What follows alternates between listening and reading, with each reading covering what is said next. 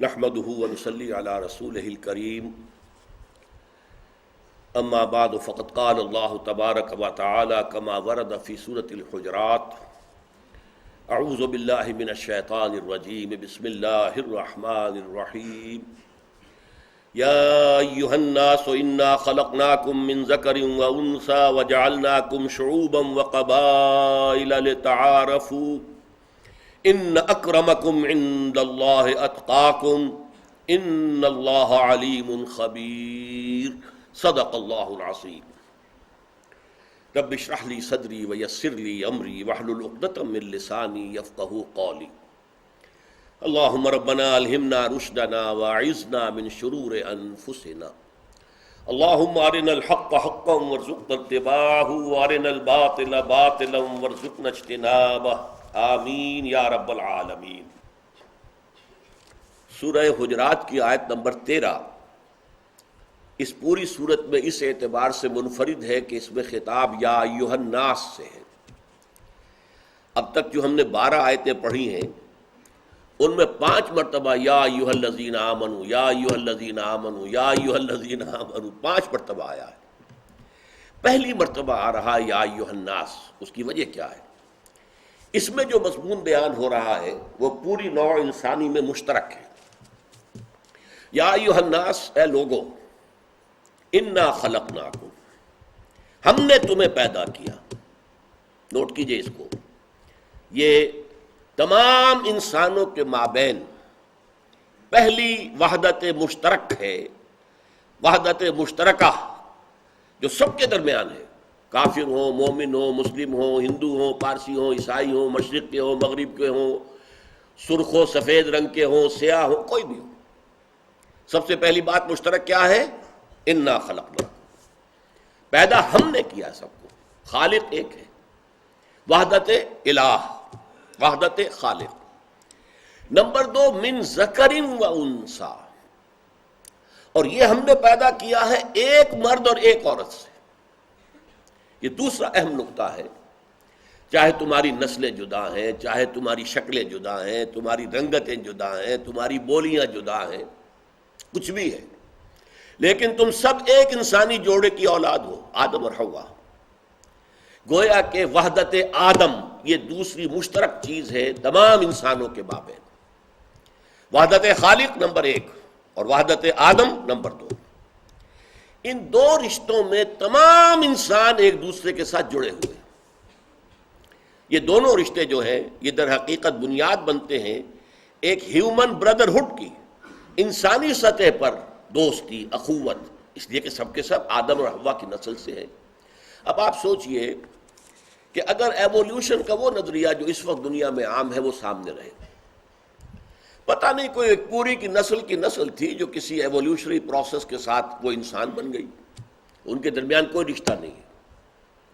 پہلی بات تو یہ ہے کہ اگر اللہ پر یقین نہیں ہے تو انسانوں کے درمیان جو مشترک کڑی پہلی تھی وہ ختم، اور اگر یہ آدم اور حوا کا معاملہ بھی نہیں ہے تو مشترک کڑی نمبر 2 بھی ختم۔ اب کیا چیز جوڑے گی؟ گورے کو کالے سے جوڑنے والی چیز کیا ہے؟ ہندی کو چینی سے جوڑنے والی شے کون سی ہے؟ کوئی شے موجود نہیں۔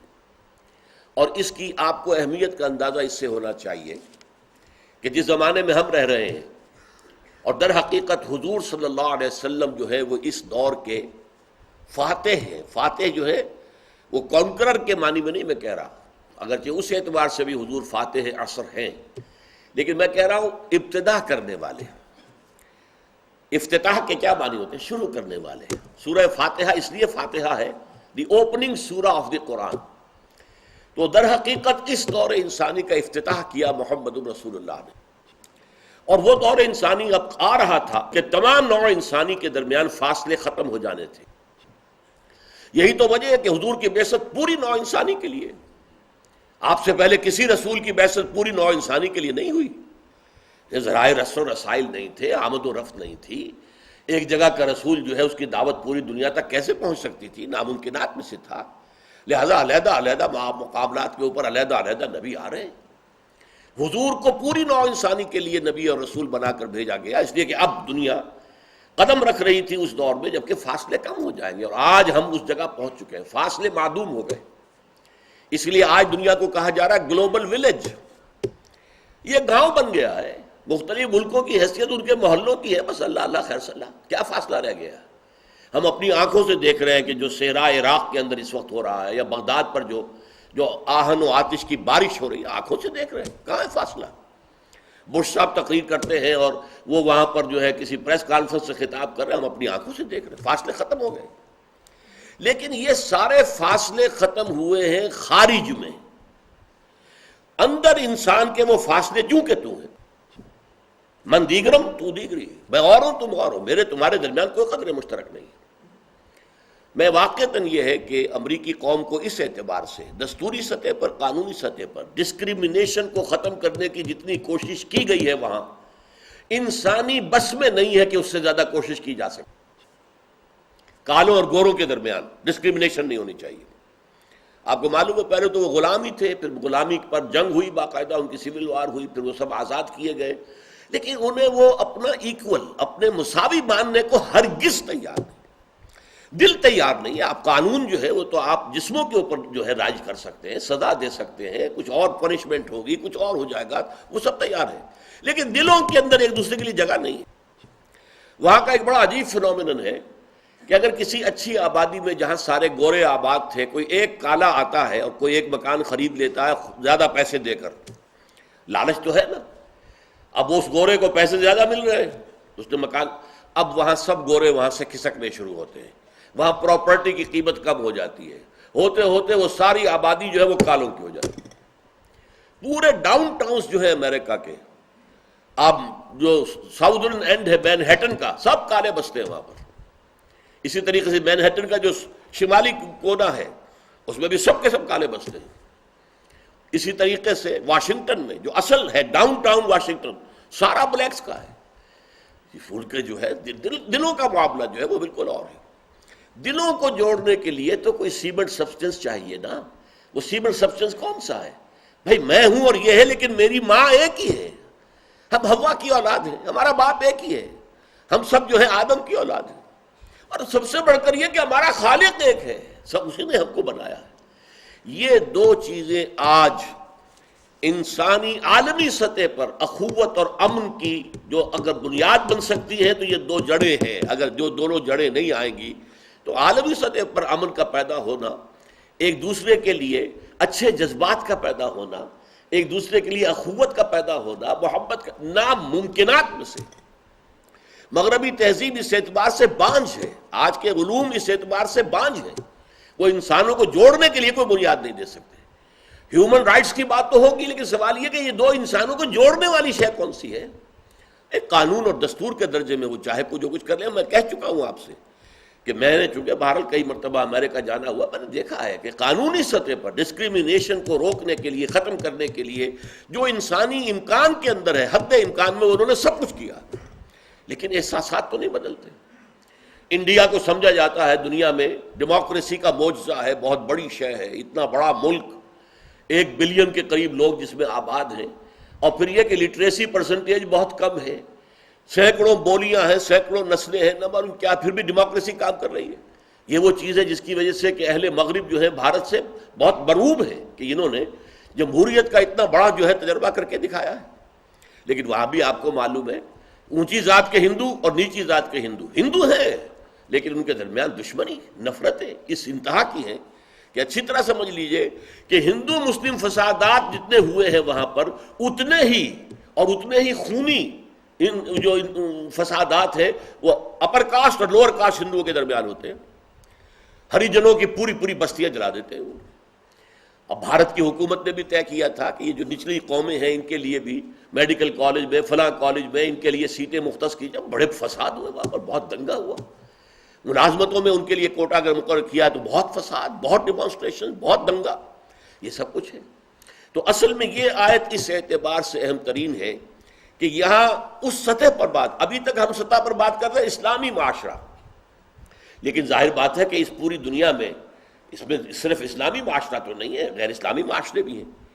آیا اسلامی معاشرے کی اس غیر اسلامی معاشرے سے کوئی ان کے ساتھ کوئی نسبت ہے، کوئی تعلق ہے کوئی تعلق کی بنیاد ہے یا نہیں، اس کا اس بات ہو رہا ہے کہ یا ایھا الناس انا خلقناکم من ذکر و انثی.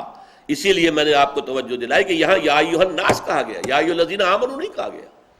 یا ایھا الناس انا خلقناکم من ذکر و انثی وجعلناکم شعوبا وقبائل لتعارفوا. ہم نے تمہیں کنبوں، قبیلوں میں، قوموں میں تقسیم جو کیا ہے، تمہاری شکلیں جدا کرنی ہیں، تمہاری زبانیں جدا کرنی ہیں. اور سورہ روم میں فرمایا گیا یہ بھی اللہ کی نشانیوں میں سے ہے، من آیات ہی. تمہاری زبانوں کا فرق، تمہاری شکلوں کا فرق، تمہاری رنگتوں کا فرق، یہ اللہ کی تنوع ہے، یہ مونوٹنی نہیں ہے. اللہ کی تخلیق کے اندر تنوع ہے، آپ کو نظر آئے گا.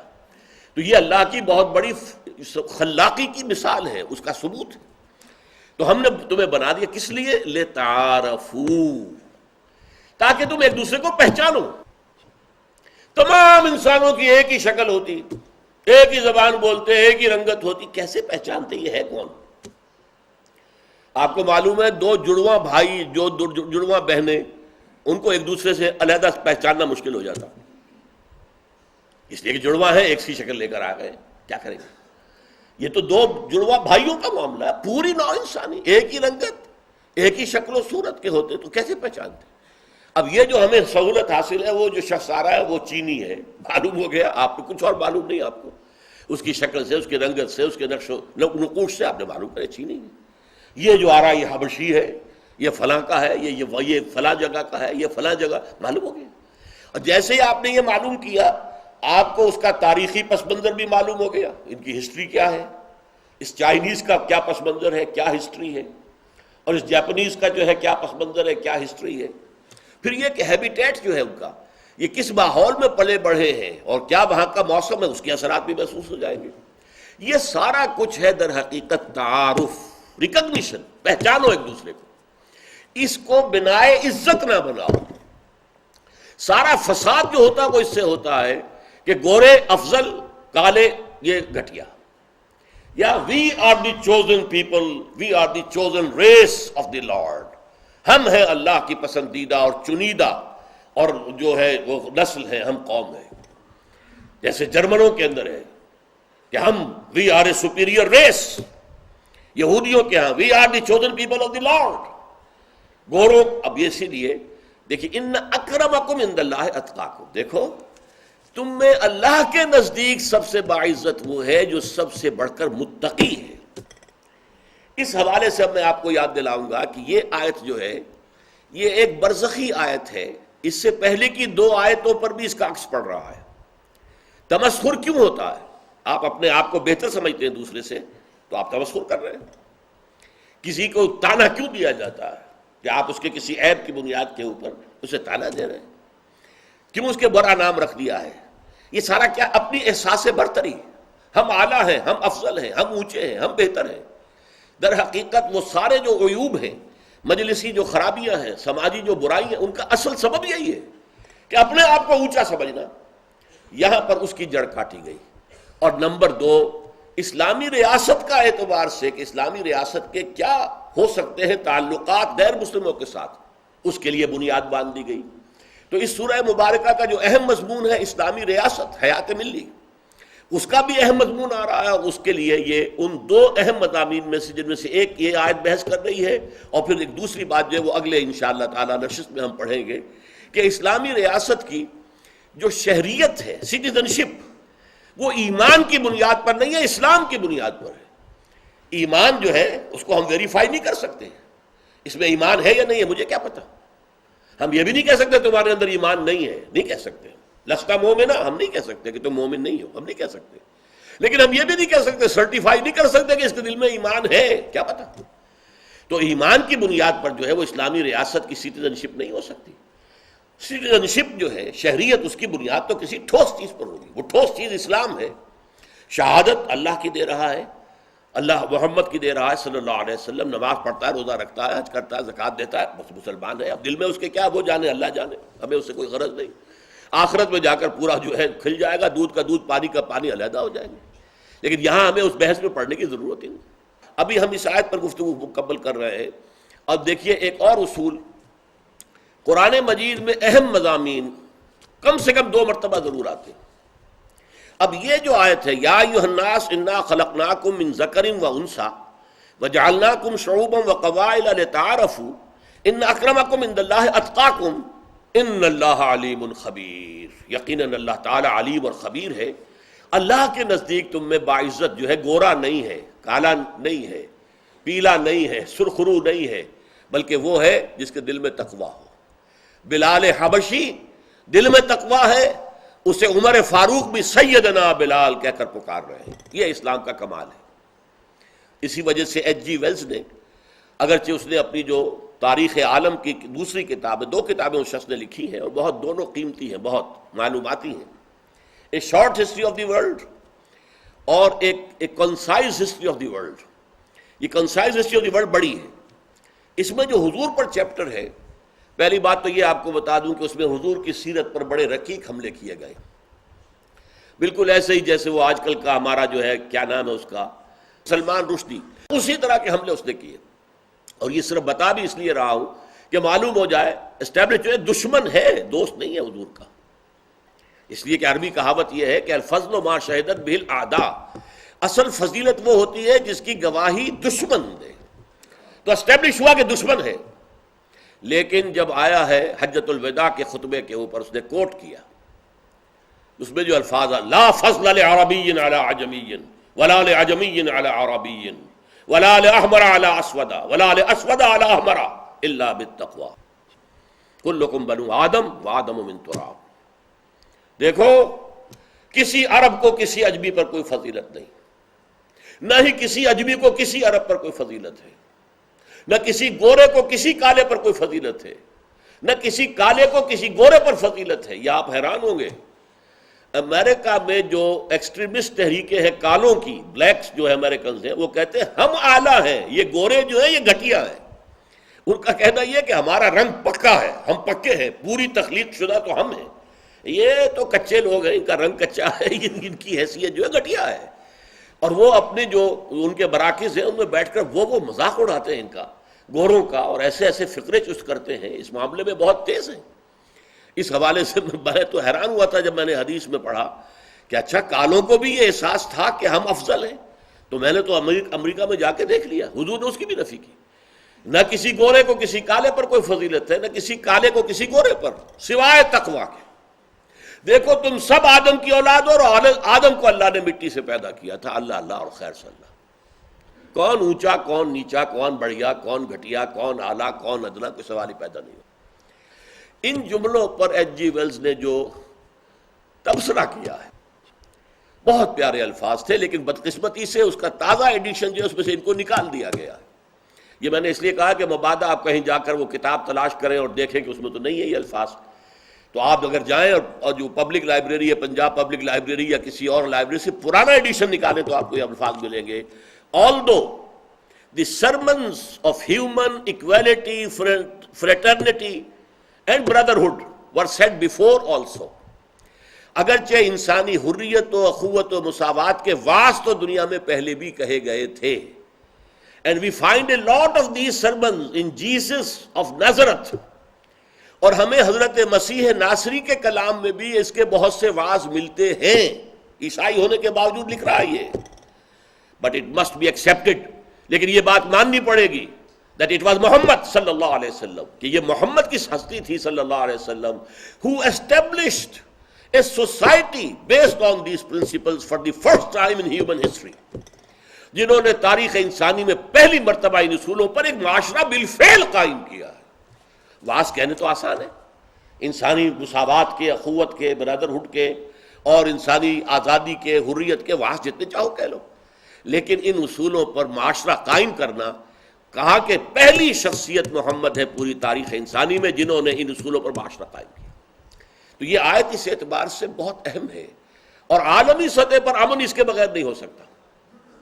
اسلامی ریاست، اور میں آپ سے عرض کر رہا تھا کہ اہم مضامین قرآن میں 2 جگہ ضرور آتے. اس آیت کا مثنیٰ ہے سورہ نساء کی پہلی آیت، یا ایھا الناس اتقوا ربکم الذی خلقکم من نفس واحدۃ وخلق منها زوجها. اے لوگو اپنے اس رب کا تقوی اختیار کرو جس نے تمہیں ایک جان سے پیدا کیا، اسی سے اس کا جوڑا بنایا. وَبَثَّ مِنْهُمَا رِجَالًا كَثِيرًا وَنِسَاءً، بہت سے مردوں اور عورتوں کو دنیا میں پھیلا دیا۔ یہ در حقیقت آدم اور حوا کی اولاد 6 بلین سے تجاوز کر چکی ہے۔ چند سال پہلے جبکہ یہ بوسنیا کی جنگ جاری تھی تو وہاں اس وقت اخباروں میں خبر آئی تھی کہ اب 6 بلین کو کراس کر کے 7ویں بلین کا پہلا بچہ پیدا ہو گیا دنیا میں۔ تو گیا کہ اس کے بعد سے جتنی بھی جو آبادی بڑھی ہے دنیا کی وہ 6 بلین سے پلس ہے۔ 600 کروڑ انسان جو ہے یہ آدم اور حوا کی اولاد ہے۔ اور دیکھیے یہاں جو آیت ختم ہو رہی ہے تقویٰ پر، وہاں شروع ہوئی تقویٰ پر۔ یا ایھا الناس اتقوا ربکم الذی خلقکم من نفس واحدۃ وخلق منھا زوجها وبث منہما رجالا کثیرا ونساء واتقوا اللہ الذی تساءلون بہ والارحام ان اللہ کان علیکم رقیبا، یقیناً اللہ تم پر نگران ہے، دیکھ رہا ہے تمہارے ایک ایک عمل کو اور ایک ایک لفظ جو تمہاری زبان سے نکل رہا ہے۔ یہ آیت بھی ختم ہوتی ہے ان اکرمکم عند اللہ اتقاکم ان اللہ علیم خبیر، اللہ تعالیٰ جاننے والا ہے، باخبر ہے، کیونکہ تقویٰ تو دل میں ہے۔ انسان تقویٰ میں کیا ہے؟ جتنا ایمان ہوگا اتنا تقویٰ ہوگا۔ اگر ایمان ہی سطحی سا ہے تو تقویٰ کیسے گہرا ہو جائے گا؟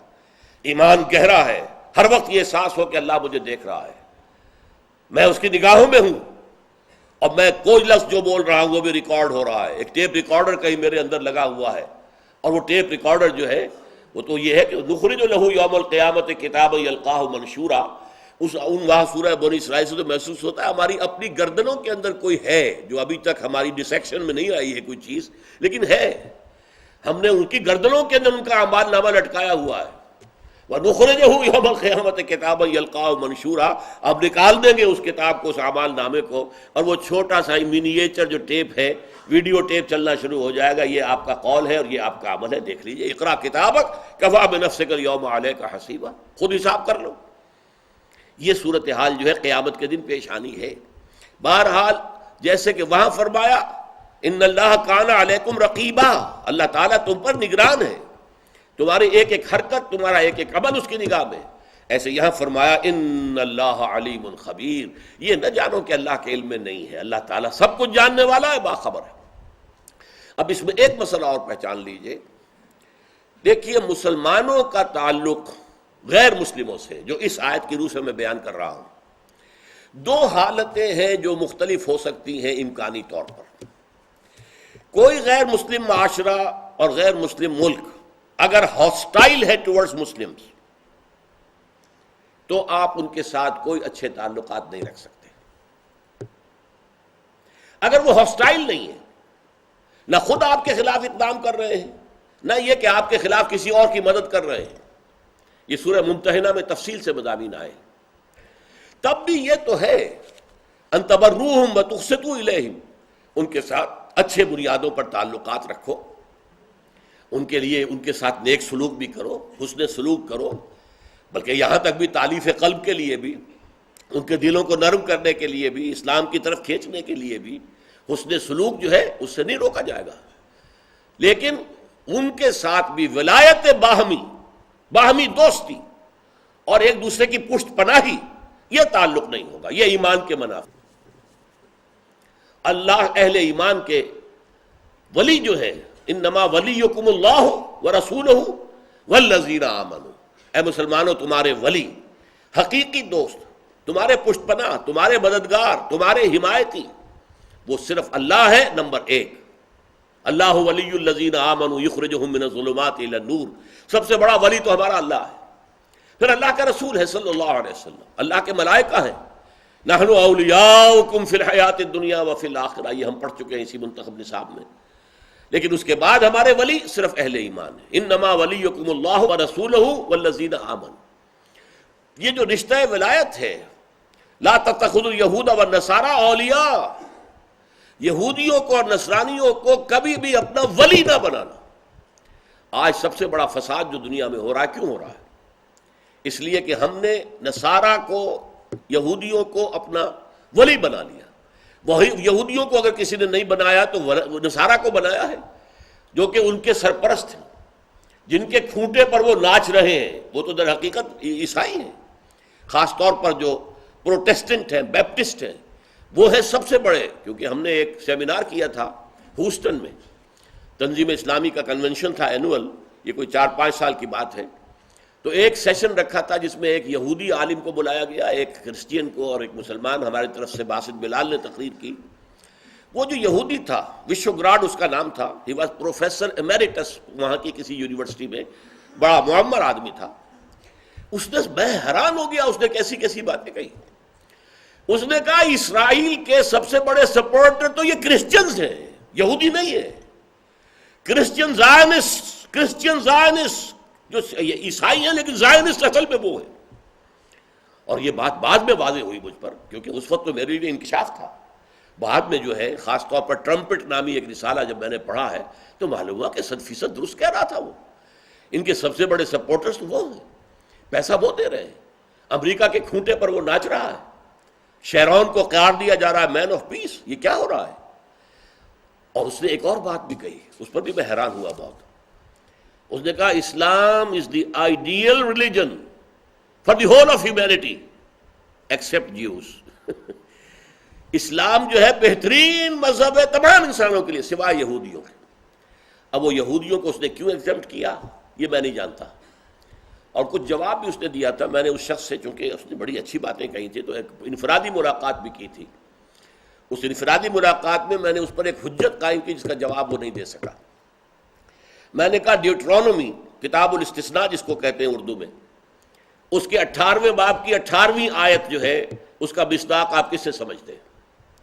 کتاب استثناء کے 18ویں باب کی 18ویں آیت یہ ہے کہ اللہ نے موسیٰ سے کہا ہے موسیٰ میں ان بنی اسرائیل کے بھائیوں میں سے تیرے مانند ایک رسول اٹھاؤں گا اور اس کے منہ میں اپنا کلام ڈالوں گا، وہ جو کچھ کہے گا میری طرف سے کہے گا۔ میں نے کہا، کہنے لگے یہ ہے بائبل میں؟ میں نے کہا جی ہاں ہے۔ جن صاحب کے ہاں ملاقات ہوئی تھی، ہمارے ایک مشترک دوست تھے، وہ میں نے کہا بھائی لانا اگر بائبل ہے، لے آیا، کھول کے دکھایا، وہ حیران ہو گئے۔ میں نے کہا بتائیے یہ کس پر؟ یہ جو کہ بھائیوں میں سے اسرائیلی آؤٹ ہو گئے، اس سے اسرائیلیوں کے بھائی کون ہیں؟ اسماعیلی۔ اسرائیلی کون ہے؟ حضرت اسحاق کی اولاد، یعقوب کی اولاد، ان کے بڑے بھائی اسماعیل کی اولاد میں محمد صلی اللہ علیہ وسلم۔ تو میں ان کے بھائیوں میں سے تیرے مانند سے مراد کیا؟ صاحب شریعت۔ حضرت عیسیٰ صاحب شریعت ہے ہی نہیں، وہ تو شریعت موسوی ہی کو دوبارہ نافذ کرنے کے لیے آئے تھے۔ صاحب شریعت یا موسیٰ تھے یا محمد ہے۔ تو وہ حیران ہو گیا، چپ ہو گیا، شرافت اس میں تھی، چپ ہو گیا، اس نے میرے ساتھ رد و قدر نہیں کی، لیکن بعد میں کوئی ملاقات کا موقع نہیں ہوا کہ میں اسے پرسو کرتا۔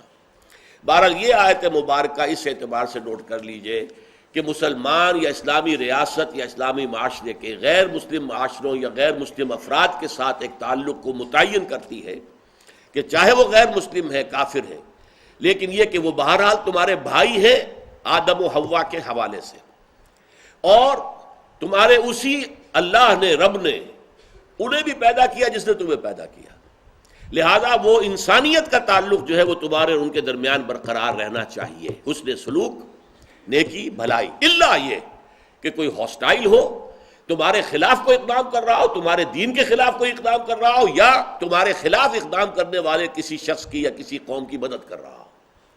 بارک اللہ لی ولکم فی القرآن العظیم ونفعنی وإیاکم بالآیات والذکر الحکیم۔